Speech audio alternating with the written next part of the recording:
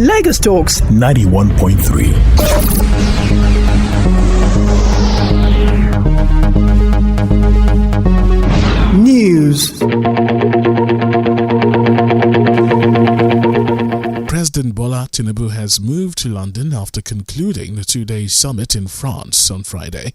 A statement by Mr. Dele Alake, his special advisor on special duties, communications and strategy, confirmed that the president is now in London on a short private visit, but will be back in the country in time for the upcoming Eid al-Kabir festival slated for Wednesday, June 28. The president was in Paris last week for the new Global Finance Impact Summit, organized by the French President Emmanuel Macron, which ended on Friday. The Central Bank of Nigeria, CBN, has ordered banks and other financial institutions to ensure regular monitoring and screening of accounts belonging to politically exposed persons in the country. The Apex Bank instructed the accounts of politically exposed persons, PEPs, to be subject to periodic review, and that the frequency of such reviews should be determined by the risk of the customer and documented appropriately. This was contained in a circular to banks and other financial institutions signed by the Director of Financial Policy and Regulations Department, Chibuzo Efobi.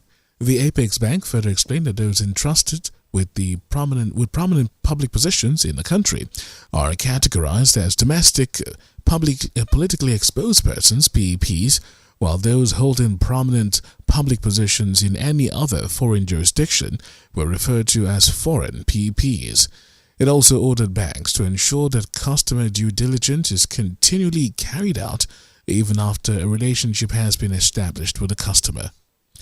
The Nigeria Customs Service has debunked some media reports that the federal government has lifted a ban on vehicle importation through the Seme border.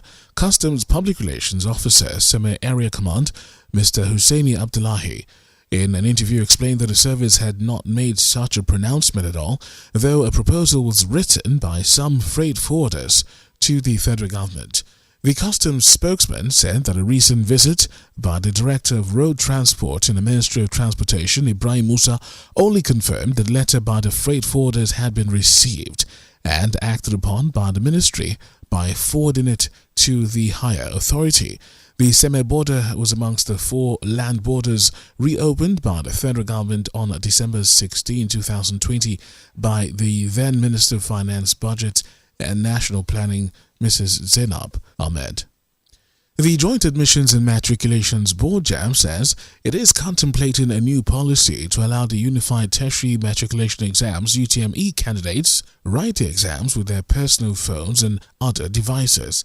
The Registrar of JAMB, Professor Ishaq Oluyede, speaking at the 2023 policy meeting on admissions to tertiary institutions, said the proposed policy was based on the rising cost of logistics in taking the UTME nationwide.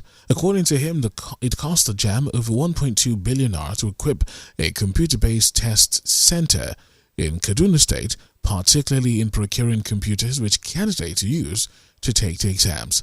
At the policy meeting, the registrar also expressed concern over the crave for university education amongst candidates at the detriment of polytechnics and colleges of education, just as he advised aspiring candidates to explore other options within the tertiary education sector for admission.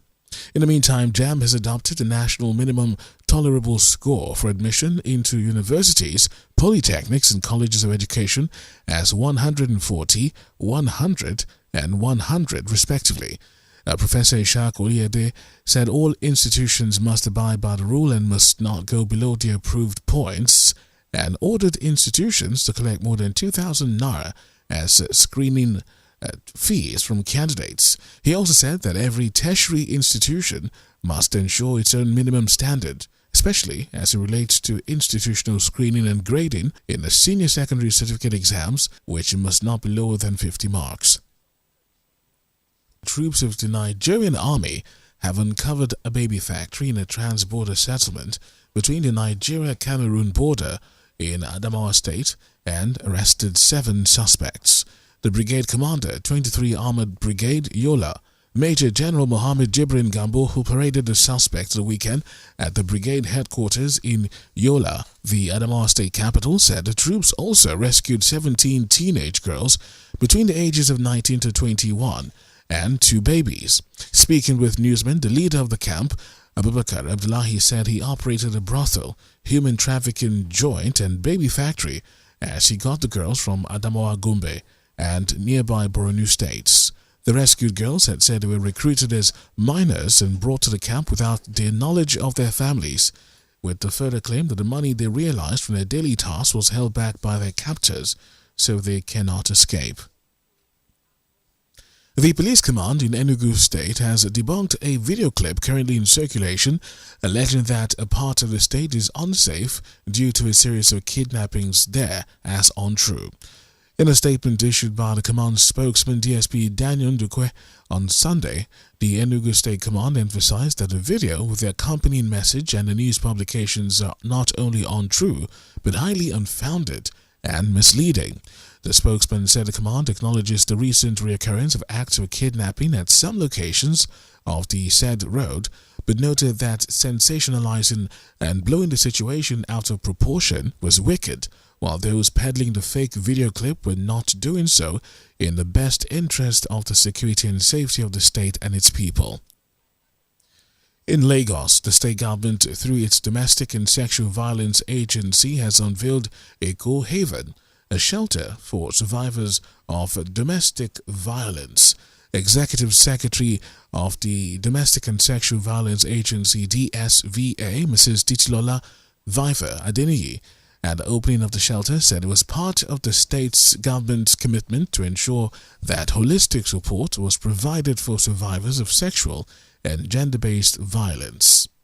Viva Adeniyi said that the shelter located in Ikorodu axis of the state was a 30-bed space capacity to provide immediate shelter services to high-risk survivors of domestic violence. And Professor Lai Osho of the Faculty of Communications and Media Studies at the Lagos State University, LASU, has passed away. The professor died at age 67 in a tragic motor accident along the Benin-Shagamu Expressway at the weekend, Saturday that is, while returning from Delta State University, Delsu, where he served as external examiner at the university till the day before. Osho taught media and communications at the Moshood Abiola Polytechnic, Abeokuta Caleb University, Mota, Lagos, and then the Lagos State University, Ojo.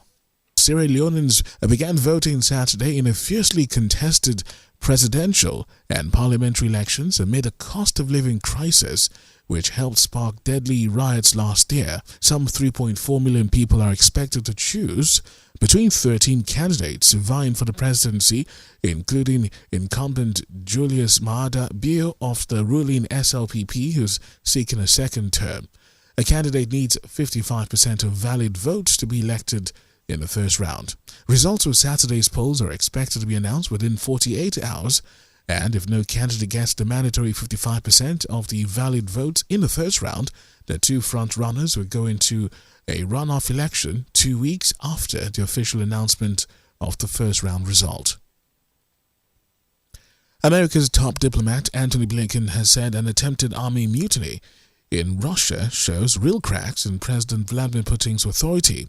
Blinken told U.S. media that the rebellion by Yevgeny Prigozhin's Wagner fighters was a direct challenge to the Russian president, forcing him into an amnesty agreement. The deal halted Wagner's march on Moscow on Saturday after his mercenaries had earlier seized 2 Russian cities. Vladimir Putin accused the group of treason, but all charges were later dropped. Under the deal, the Wagner fighters must return to their field bases, and Prigozhin moved to Russia's western neighbor Belarus, whose leader Alexander Lukashenko was involved in the negotiations.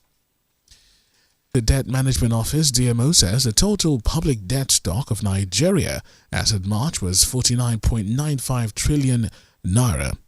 That's about $108.30 billion. According to a statement obtained from the DMO official website on Sunday, the total debt stock comprises the external and domestic debts of the federal government, the 36 states, and the FCT. The total debt stock, however, excludes the federal government's 22.719 trillion Ways and Means advances of the CBN, whose securitization was approved by the National Assembly in May. According to the DMO, the Ways and Means will be included in the debt stock of the federal government from the month of June.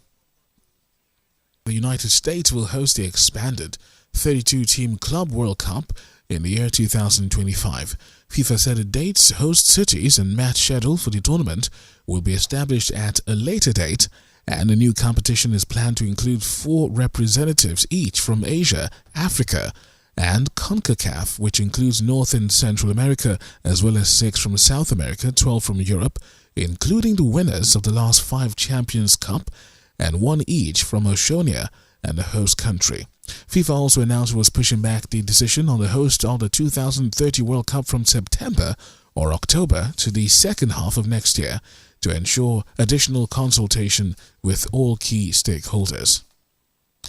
While in tennis, Carlos Alcaraz won his first title on grass and regained world #1 ranking with an impressive victory over Alex de Minaur in the Queen's final.